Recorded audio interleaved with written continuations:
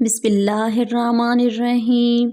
السلام علیکم معزز ناظرین، آپ سے ایک چھوٹی سی ریکویسٹ ہے کہ ویڈیو کو ضرور اینڈ تک دیکھیں۔ ہم اتنی محنت سے آپ کے لیے ایسے اسپیشل سٹوریز بناتے ہیں اور چینل کو ضرور سبسکرائب کیجیے گا، شکریہ۔ میری بیوی کی ایک ٹانگ نہیں تھی پر وہ بہت امیر تھی، اس لیے اس سے شادی کی۔ وہ نقلی ٹانگ لگاتی تھی۔ ہم دونوں گھر میں اکیلے رہتے تھے، پر روز رات کو مجھے چھت پر سے آوازیں آتی تھی۔ میری بیوی غائب ہوتی پر اس کی نقلی ٹانگ کمرے میں ہی پڑی رہتی۔ ایک دن چھت پر جا کر دیکھا تو جان نکل گئی، کیونکہ وہاں میری بیوی نے ایک بہت بڑا۔ جب مجھے لڑکی کی تصویر دکھائی گئی تو میں بہت ہی زیادہ خوش ہوا۔ میری شادی کی عمر ہو چکی تھی اور میرے دل میں بہت سارے جذبات تھے، لیکن جب یہ دیکھا کہ اس کی ایک ٹانگ کے ساتھ کوئی مسئلہ تھا، دیکھنے سے ہی پتہ چل رہا تھا کہ کچھ گڑبڑ ہے۔ پر مجھے پتہ چلا کہ میری بیوی کی ایک ٹانگ نہیں ہے، بلکہ وہ اس کی جگہ نقلی ٹانگ کا استعمال کرتی ہے۔ میں اس بات پر غصہ ہو گیا اور کہنے لگا کہ میرے پر کون سے برے دن نہ ہیں کہ بنا ٹانگ کی لڑکی سے شادی کروں۔ میں اچھا بھلا خوبصورت نوجوان ہوں، مجھ میں کوئی کمی نہیں ہے، تو پھر میں اس طرح کا کڑوا گھونٹ کیوں آنکھیں بند کر کے پی جاؤں؟ میرے رشتہ داروں نے سمجھایا کہ عورت کی ایک ٹانگ نہیں ہے، لیکن یہ عورت بہت زیادہ امیر ہے، اس کو اپنی کمی کا احساس ہے، اس لیے یہ ایک مڈل کلاس انسان سے شادی کرنے کے لیے مان رہی ہے۔ اس کی ایک ٹانگ ہوتی تو تم اس کے سائے تک بھی نہ پہنچ پاتے۔ یہ بات میرے دل کو لگی اور میں نے اس عورت سے شادی کرنے کے لیے ہاں کر دی۔ اس کا نام نازگل تھا۔ وہ واقعی اس دنیا کی سب سے حسین عورت تھی۔ صرف اتنا سمجھوتا تھا کہ اس کی ایک ٹانگ نہیں تھی اور وہ نقلی ٹانگ کا استعمال کرتی تھی۔ وہ گھر میں اکیلی رہتی تھی۔ اس کا بہت بڑا بنگلہ تھا۔ میری اس سے شادی ہوئی تو اس نے کہا کہ ہم اس بنگلے میں ہی رہیں گے، کیونکہ اگر ہم یہاں نہیں رہیں گے تو پھر ادھر کون رہے گا، اور اس گھر کو کون سنبھالنے والا؟ تو کوئی بھی نہیں ہے، کون سنبھالے گا؟ میں نے کہا کہ میں ہوں، میں سنبھالوں گا اس گھر کو۔ اور اب وہ بنگلہ بھی میرا تھا، نازگل کی ساری دولت بھی، اور وہ بھی میری بیوی تھی۔ مجھے اس سے کوئی مطلب نہیں تھا۔ میں اس بات پر بہت خوش تھا کہ بیوی کے ساتھ مجھے دولت اور گھر مل گیا، لیکن اس کا مطلب یہ نہیں تھا کہ میں اس سے محبت نہیں کرتا، کیونکہ اتنی پیاری تھی، اس سے کوئی بھی محبت کر سکتا تھا۔ میں اسے پا کر بہت خوش تھا، لیکن اس سے شادی کرنے کے بعد اس گھر میں ایک عجیب حرکت ہونے لگی، جس کے بارے میں مجھے اندازہ نہیں تھا۔ یہ کوئی چھوٹی بات نہیں تھی۔ مجھے رات کو اپنے کمرے کی چھت پر سے عجیب و غریب قسم کی آوازیں آتی، جیسے وہاں پر کوئی ہے۔ ایک دفعہ میں چیک کرنے کے لیے اوپر ہی چلا گیا۔ مجھے لگا کوئی چور ہوگا، لیکن ایسا کچھ نہیں تھا اور بہت زیادہ اندھیرا تھا۔ نازگل نے کہا کہ چھت پر کئی سالوں سے کوئی بھی نہیں جاتا اور چھت کی کسی نے دیکھ بھال بھی نہیں کی۔ کیونکہ میری ٹانگ کا مسئلہ ہے تو میں چھت پر چڑھ نہیں سکتا۔ میں نے وہاں کا کام بھی نہیں کروایا۔ میں نے اسے کہا مجھے بھی چھت پر نہیں جانا، کیونکہ آپ چھت پر نہیں جا سکتی، اس لیے میں بھی نہیں جاؤں گا۔ اس لیے وہاں کا کام کروانا بھی کوئی ضروری نہیں، فضول میں خرچہ کیوں کیا جائے؟ لیکن کوئی نہ کوئی گڑبڑ ضرور تھی۔ آج کے دن بھی مجھے رات کو آواز آئی اور میں جاگ گیا، لیکن جب اپنے پہلو میں دیکھا تو جان نکل گئی۔ میری بیوی کمرے میں نہیں تھی۔ وہ نقلی ٹانگ کا استعمال سارا دن کرتی تھی، لیکن رات کو سونے سے پہلے اتار دیتی تھی۔ وہی ٹانگ اس کے بستر کے ساتھ پڑی تھی، لیکن وہ اس ٹانگ کے بغیر کہیں کیسے جا سکتی تھی؟ کیونکہ ویل چیئر کا استعمال نہیں کرتی تھی۔ اس ٹانگ کے ذریعے ہی وہ تھوڑا بہت چل لیتی تھی۔ اسے چلنے میں تھوڑی دیر لگتی تھی، لیکن ویل چیئر پر بیٹھنا وہ پسند نہیں کرتی تھی۔ اس کا کہنا تھا کہ مجھے ویل چیئر پر بیٹھنے سے نفرت ہے۔ وہ اسے استعمال نہ کرتی تھی اور ٹانگ اس کی یہاں پڑی تھی، تو ایسے میں وہ کہاں جا سکتی ہے؟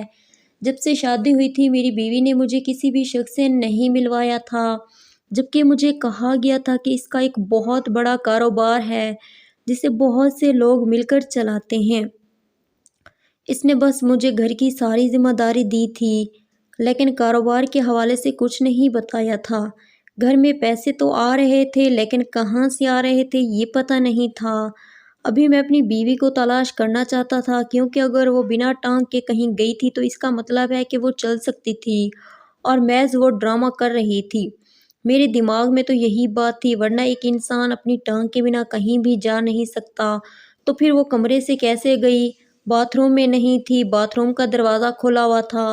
میں کمرے سے باہر نکل گیا اور اس کی تلاش کرنے لگا، لیکن پھر مجھے کمرے میں کسی کی آواز آئی۔ جب میں واپس آیا تو سامنے کا منظر دیکھ کر حیران رہ گیا۔ میری بیوی بیڈ پر بیٹھی تھی اور کوئی کتاب پڑھ رہی تھی۔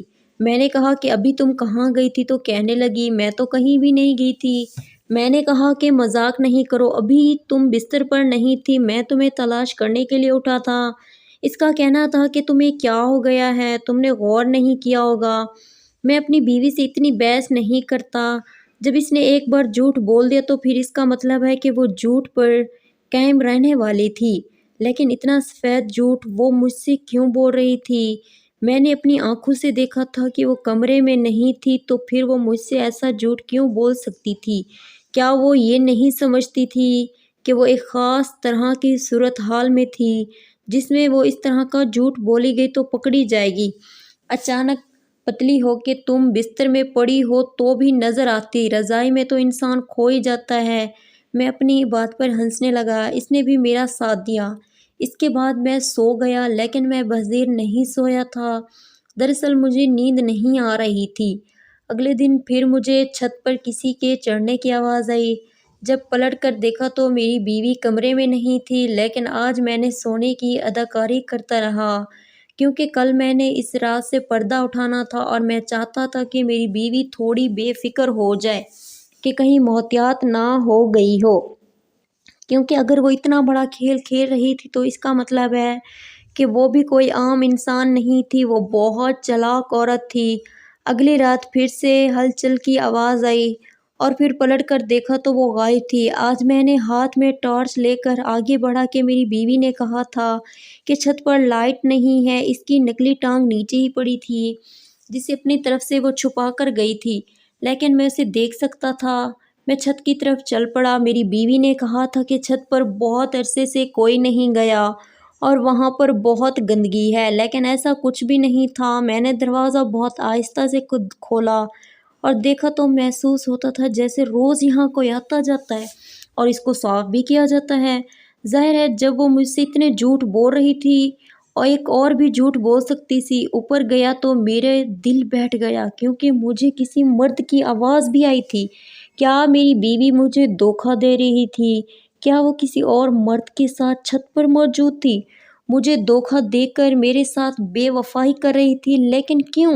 میں نے تو اس میں کمی ہونے کے باوجود اس سے شادی کی، تو میری کیا غلطی تھی؟ میں اوپر گیا تو سب کچھ بالکل صاف تھا، لائٹ بھی آن تھی، اوپر ایک کمرہ بھی بنایا گیا تھا۔ میرا دل ہل رہا تھا، میں ایسا منظر نہیں دیکھنا چاہتا تھا جس کو کبھی میں بھلا نہ سکوں۔ میں نے دروازہ کھٹکھٹایا تو سامنے ایک ایسے ہی منظر میرے راہ دیکھ رہا تھا۔ اس کمرے میں ایک شخص بیٹھا تھا جو کمپیوٹر پر کام کر رہا تھا اور میری بیوی اس کے پاس بیٹھی تھی۔ میری بیوی کی ٹانگ میں کوئی نقص نہیں تھا، اس کی ٹانگ بالکل ٹھیک تھی۔ وہ دونوں مجھے دیکھ کر حیران ہو گئے اور میں وہاں سے پلٹ گیا۔ میری بیوی بھاگتے ہوئے میرے پیچھے آئی۔ اس کو قدموں سے چلتا ہوا دیکھ کر میں رک گیا اور میں نے کہا کہ تم نے میرے ساتھ کھیل کھیلا؟ تو کہنے لگی دراصل میں ایک ایسا کام کرتی ہوں جس کے بارے میں کسی کو کچھ نہیں بتا سکتی تھی، لیکن وہ کام اس ملک کے لیے بھی برا نہیں ہے اور یہاں کے رہنے والوں کے لیے بھی، لیکن ہم یہ باتیں کسی کو بھی نہیں بتا سکتے۔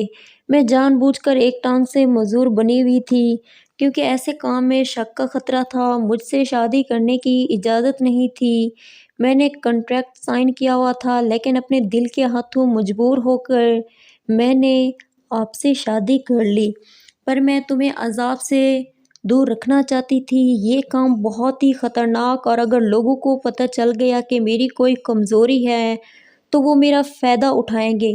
اس کے بعد مجھے میری بیوی نے ساری بات سمجھا دی، اور واقعی مجھے اپنی بیوی پر فخر تھا۔ اس کا جھوٹ بولنا اس کی مجبوری تھی، وہ ایک جاسوس تھی، لیکن جب میں نے اس کو اس کے قدموں پر کھڑا دیکھا تو مجھے بہت خوشی ہوئی۔